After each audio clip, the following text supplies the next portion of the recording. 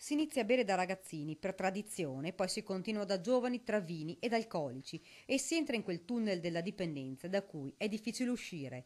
Il Veneto, produttore di vino, è anche un territorio dove questa usanza sembra radicata. La tradizione di dare magari ai bambini il ciuccetto imbevuto nel vin santo o la Pasqua, il compleanno, il Natale, le occasioni che portavano tra virgolette a far diventare uomini i bambini nelle famiglie patriarcali. I figli, poi ci spiega il presidente dell'ACAT Basso Piave, cercano addirittura di imitare i genitori ed i dati relativi al Veneto sulla dipendenza da alcol parlano chiaro. Noi parliamo di circa una popolazione che può riguardare 400-500 mila persone nel Veneto che in qualche maniera sono collegate a problemi alcol correlati.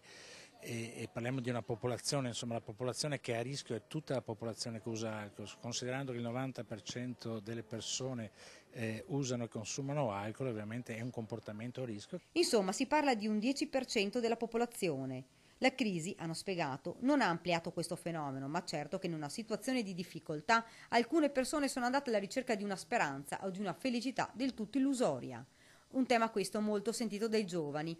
Un gruppo di ragazzi di Portogruaro ha fatto un lavoro proprio su come l'alcol sempre più spesso venga associato a felicità illusoria. Quando parliamo di felicità oggi in una situazione di crisi anche non solo economica ma anche più generale, cercare nell'alcol, nell'azzardo, in altre forme di felicità un sollievo a una quotidianità molto grigia e triste è molto attraente. 2000 giovani presenti al congresso, ma anche molte famiglie toccate da questo problema che hanno affrontato, superato ed oggi stanno portando la loro voce e la loro testimonianza.